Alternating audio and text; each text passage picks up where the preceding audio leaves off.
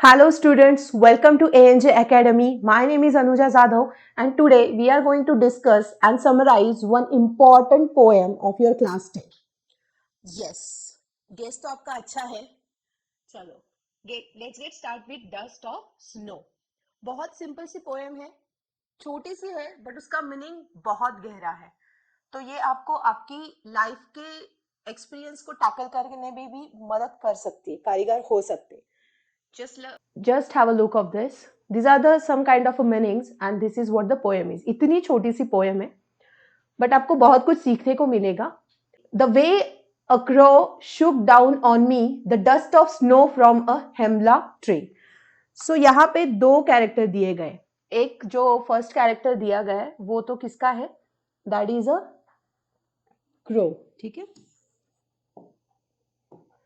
सो पहला कैरेक्टर जो है वो क्या है? क्रो का है. यहाँ पे shook down मतलब what? shook down मतलब it actually that bird is sitting on the tree, that is a hemlock tree, and it's actually shaking.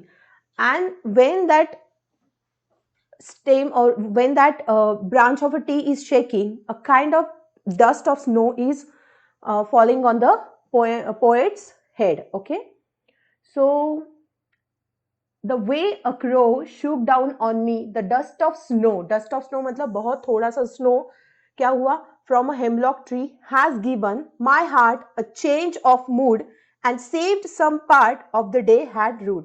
इसका मतलब है ये जो पोएट है इनका दिन थोड़ा बहुत ही गुजरा है. जैसे एक मॉर्निंग का समय होगा 11-12 o'clock का, 10 to 11 o'clock का इन विंटर सीजन, और यहाँ पे ये जा रहे हैं. इनका मूड थोड़ा सा उदास उदास है, कोई हुआ होगा हादसा उनके साथ, तो बिकॉज ऑफ दैट उनका मूड थोड़ा उदास है. और यहाँ पे क्या होता है, एक कौवा आके हेमलॉक ट्री पे बैठ जाता है. अब ये जो हेमलॉक ट्री है वो इतना ऑस्पिशियस नहीं है. This is a kind of poisonous tree with small white flowers. जब अभी मैंने पोस्टर लगाया था डस्ट ऑफ स्नो का, तो वो जो ट्री था तो वो था हेमलॉक का ट्री. वहां पे बर्फ जमा हुआ था बिकॉज वो विंटर का सीजन था. वहां पे विंटर के सीजन में थोड़ा स्नोफॉल होता है. तो because of that what happen, वो ये ट्री पे पूरा स्नो भरा पड़ा था और उस स्नो से क्या हुआ, इसका हार्ट थोड़ा सा बदल गया, मतलब इसका मूड थोड़ा बदल गया, change of mood. And said some part of the day had rude. Rude मतलब हेल्ड इन अ रिग्रेट. तो उसका जो मूड था वो थोड़ा उदास था पोएट साहब का. और वो बिकॉज एक पंछी आया जो इतना ऑस्पिशियस भी नहीं है, कौवा, और वो एक विशाली झाड़ पे बैठ गया. बैठने के बाद उसकी ब्रांच से थोड़ा सा स्नो नीचे गिर गया जो पोएट के सर पे आ गिरा, और उसकी वजह से उनका मूड चेंज हो गया. और उस कौवे की वजह से और वो पॉइजनस ट्री की वजह से उनका मूड अच्छा हो गया. तो लाइफ में हर बुरी चीज, हर अच्छी चीज तो होती ही रहती है. जब कोई बहुत उदास होता है या फिर बहुत उदासी फैली होती है उस दिन में, तो एक छोटा सा झटका भी क्या कर देता है, बहुत अच्छा परिणाम लाता है लाइफ में. और पूरी लाइफ क्या होती है, मतलब पूरा वो दिन अच्छा गुजर जाता है.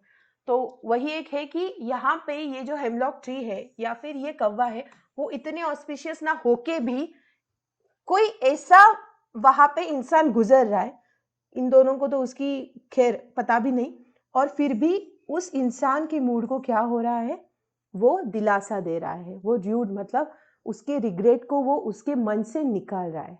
ठीक है. So you just need to open yourself in the environment. May be there is a nature who can heal yourself. हमेशा मैंने देखा है जब भी कोई ट्रेकिंग को जाता है या फिर कोई नेचर में घूमने भी जाता है, तो भी जब भी वो इंसान फिर से घर पे आता है उसका मूड हमेशा अच्छा रहता है. So nature is the best healer, I can say, because I have experienced that thing. That's all about the poem. If you have any kind of questions or queries related to this poem, please let me know into the comment section box. Thank you so much for watching. Have a good day.